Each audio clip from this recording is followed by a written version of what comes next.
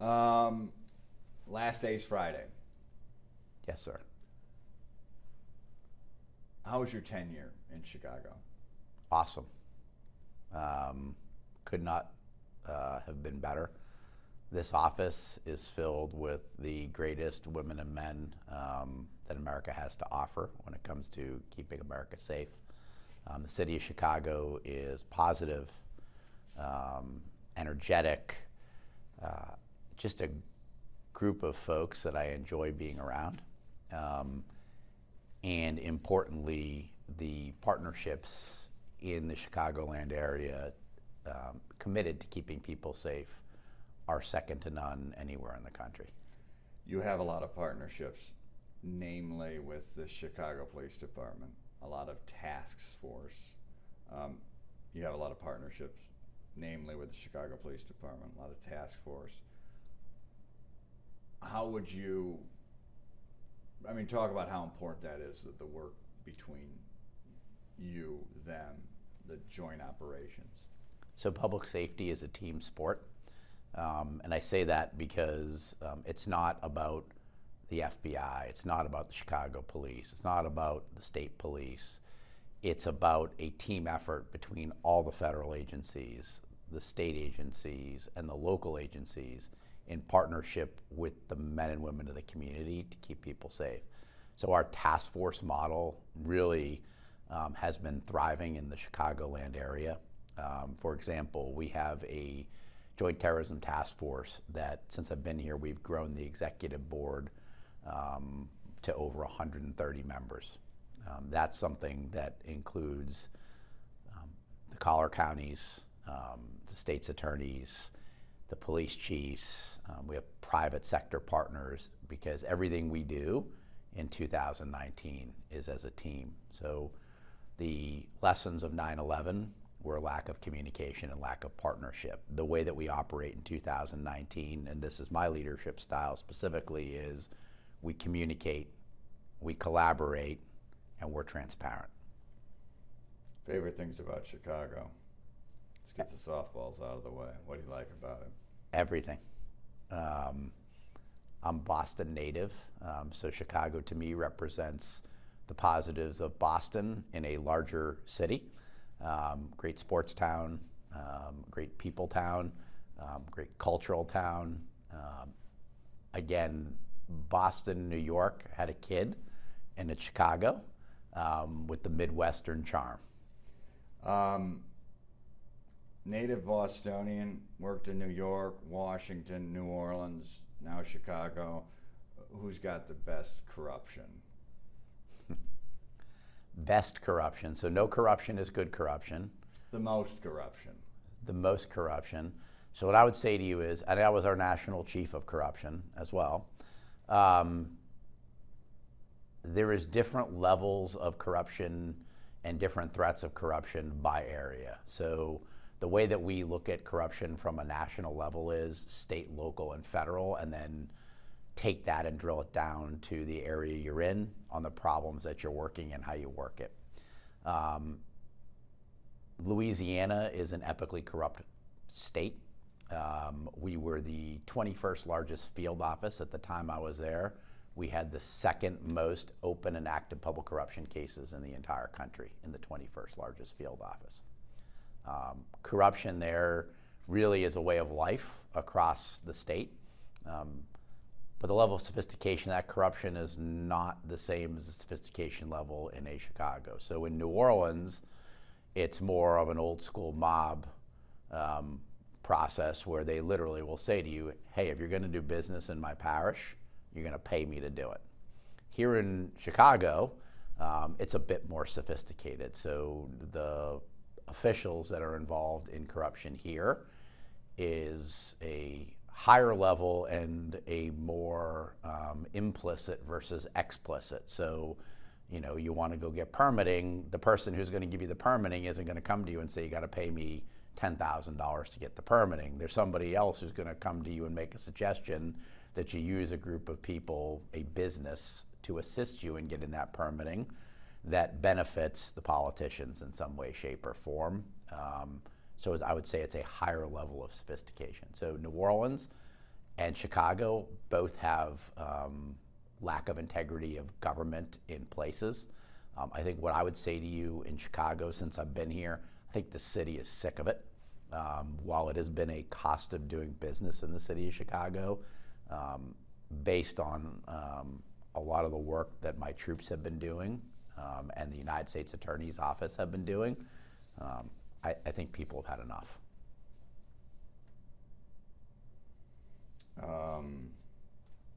I mean, another big problem we have here, obviously, is gangs. You knew that coming to town. Sure. Were you surprised by the level of the epidemic of gang violence here? So the way that I would describe the gang issue here in Chicago, so this is a statistic I've been using. There are 115,000 self-admitted street gang members in the city of Chicago. Those are adults. That doesn't include the juveniles. That is a astronomical number, right? When I came here, people asked me, what are you going to do about the gang problem? And my line back was, what are we going to do about the gang problem? I came here, I absorbed it, I listened to my troops, I listened to the folks that are doing this work every day, and really tried to get to what's the root cause and then what's the solution to that. Between our state, local, and federal task force officers, we have over 200 people working street gangs in the city of Chicago. That's a huge number. Most of our field offices don't have 200 people.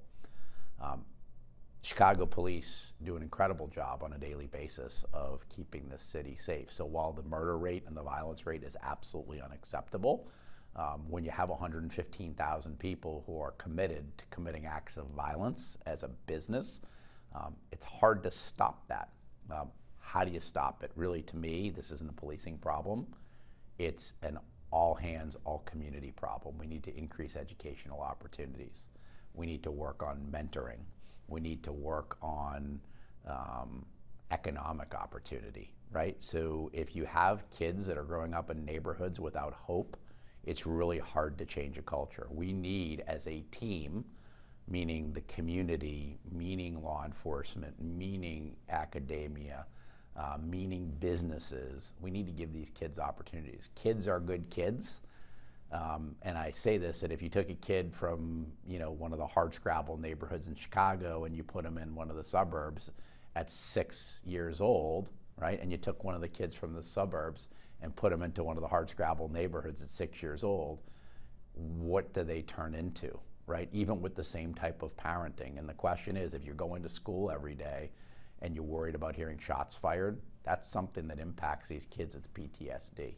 Right? The same thing's happening to police officers. You keep a police officer in a neighborhood where there are constantly shots fired, over time they're in a war zone. That's difficult for them. So you talk about combating gang violence and the importance of task force.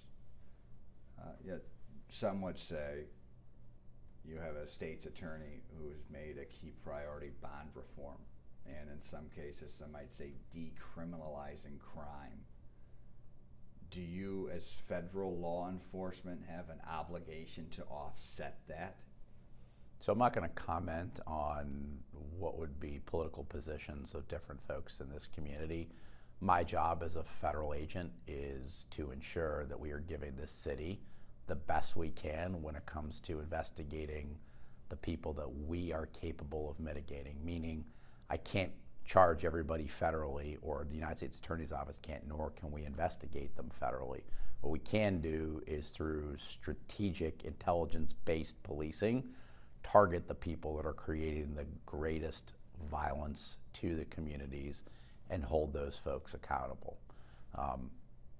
We work with the United States Attorney's Office. My partner is John Lausch. John Lausch and I and all of the federal agencies are committed to working together to assist the city in Chicago in mitigating the violence any way we can.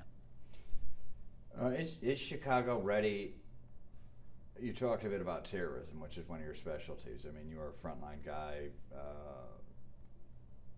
kind of delineating the money path with the 9/11 terrorists. You were a frontline, you direct supervision over the actual manhunt of the Tsarnaev brothers, correct? Correct. So, and you hit terror a bit, but you know, in Illinois, we've had the voter database breached.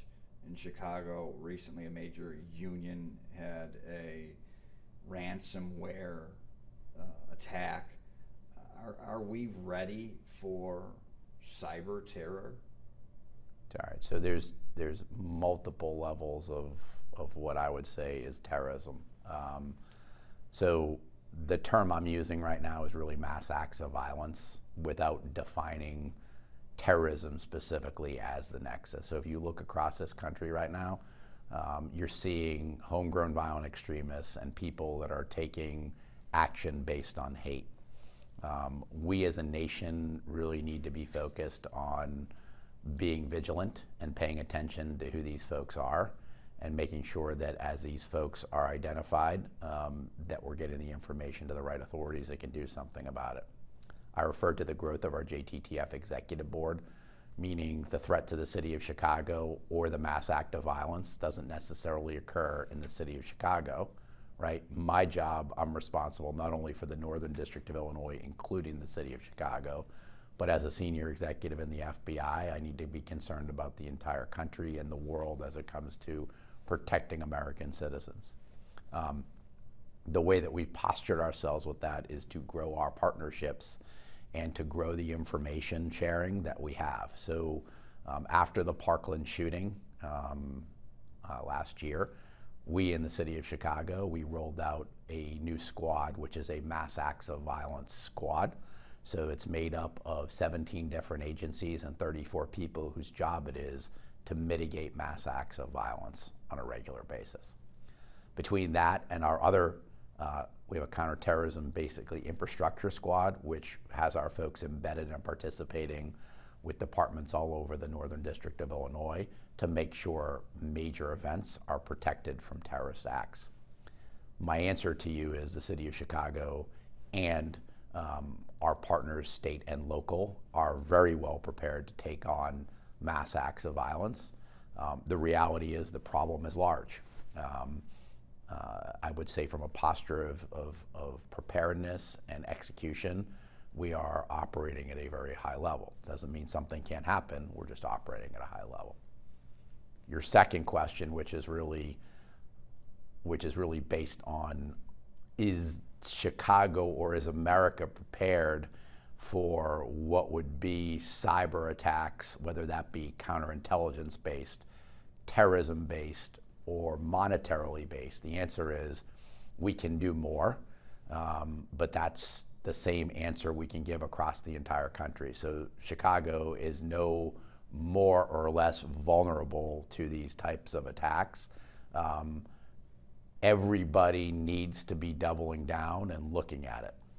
And when it comes to the cyber, and I call it enabled crime, cyber-enabled terrorism, or cyber-enabled counterintelligence, really we need to have a plan because breaches are occurring, right? The question is, what are we doing to stop that? So education, community education. The FBI, we are postured to respond when it comes to terrorism, not terrorism, cybercrime or cyber attacks. We are there to help. We're not looking to dive into the corporation to go after the corporation. We're looking to help U.S. corporations. We're looking to help U.S. citizens, U.S. cities, but really it's an all hands on deck approach that we need to be focused on. Technology is evolving rapidly. We need to be evolving rapidly to match the demands of cyber as a tool to commit crimes, terrorism, or national security threats. New special agent in charge begins next week. He's a Chicagoan. You've spoken with him, I would imagine. Yes. What advice did you give him? So he starts in a couple weeks. The advice that I have given him. Yeah, okay. So I'll get that correct when we hit air. What advice did you give the incoming special agent in charge? So here's the advice that I would give the incoming special agent in charge. The city is filled with great partners and people. We are blessed with some of the best men and women to fight crime and keep America safe between our local, state, and federal partners. My advice was keep the partnerships strong. They're the best they've ever been. He is a Chicago guy. He's coming back here because he's passionate about his city. It's like a dream job for him to be back here in Chicago. And listen to the troops, because our troops are the best, and support them as they need to be supported. As a senior leader, when you have 1,100 people working for you, you're not doing the job. You have to be very cognizant of that. Your people are doing the work every day, and really your job as a senior leader is to support those folks, give them the tools they need to get their job done, and have the positive relationships in the community and in the law enforcement community to make their lives as easy as possible. Back to the corruption front, corruption probes. I know I can't ask things case specific, but if you were to have a politician, a power broker who wore a wire and would be the nexus of a major corruption probe, and hasn't been seen for months. Sources have said he's getting federal protection. We should move on from that one. I apologize. Okay. Can we ask about Jesse Smollett case?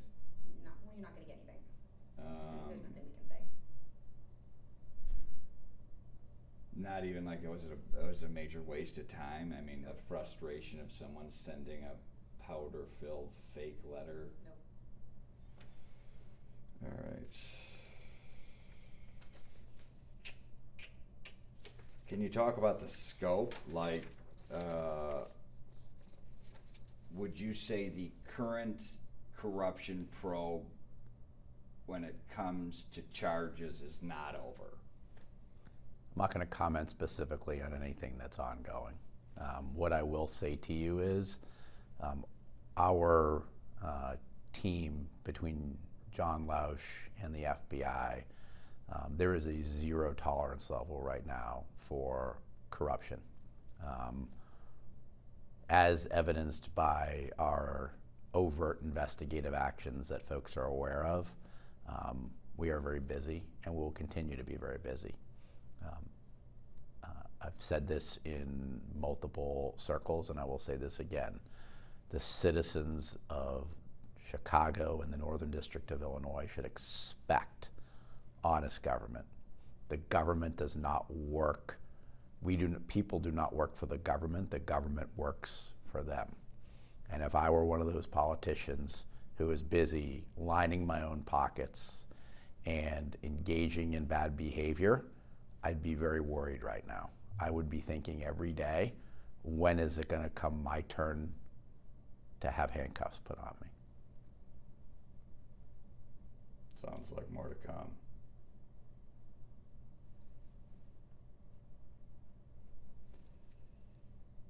Perfect.